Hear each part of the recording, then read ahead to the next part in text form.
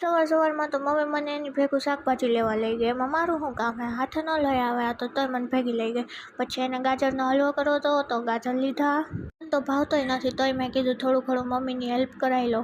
તો વળી એને કાજુ બદામ ને એવું બધું ક્રશ કરી દીધો અને દૂધ ને કેટલું બધું નાખ્યું એમાં મને કાંઈ ખબર નથી પડતી. અને 2 કલાક લગી તો હલાવ્યા જ રાખ્યો.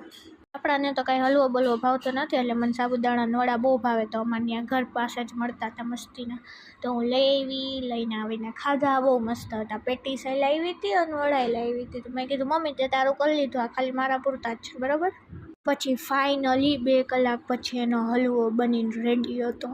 લાગતો તો બહુ મસ્ત. મમ્મીએ કલર બલર કાંઈ નથી નાખ્યો તો એવો મસ્ત કલર ને એવું મસ્ત આવ્યું લાગતું હતું. પણ મને ભાવતું નથી એટલે આપણે કાંઈ ખાવાનું હતું નહીં. પછી ઓર્ડર હતો તો ઓર્ડર પૂરો કરવાનો હતો. આ ક્યુટ એવી મસ્તીની નાની છોકરી આવી હતી. એના નેલ્સ કરવા હતા પિંક કે મને પિંક કલર કરવો છે તો મેં એને મસ્તીના નેલ્સ કરી દીધા. પછી એક દીદી આવ્યા હતા એના આઉટફિટ અકોર્ડિંગ કરવાના હતા તો એને બહુ મસ્ત નેલ્સ થયા હતા. પછી ત્યાંથી તો અમે નાનાને ઘરે વહી ગયા કારણ કે મારું નાનાનું ઘર નજીક પડે ને એટલે. પછી થોડીક વાર નાની હારે મસ્તી કરી, જોયા હારે મસ્તી કરી અને થાકી ગયા હતા તો સૂઈ ગયા થોડીક વાર. તો અને મને લાગી હતી બહુ ભૂખ તો હું જોયા દીધી તો 2 લેવા ગયા હતા પફ ને સોડા કારણ કે પફ હારે સોડા વગર હાલે નહીં. એટલે તો આખો દિવસ મેં આવું જ ખાધું છે.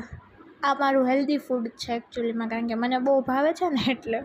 બસ પછી પપ્પા મને લેવા આવ્યા હતા તો હું ઘરે ગઈ. ઘરે આવીને મને ચોકલેટ બાઉલ ખાવું તો આજ તો મેં આખો દી આવું જ ખાધું છે તો ચોકલેટ બાઉલ ખાધું. બસ આજ માટે આટલું જ. મળે કાલના બીજા મિની વ્લોગમાં. ટાટા બાય બાય, રાધે રાધે, જય માતાજી.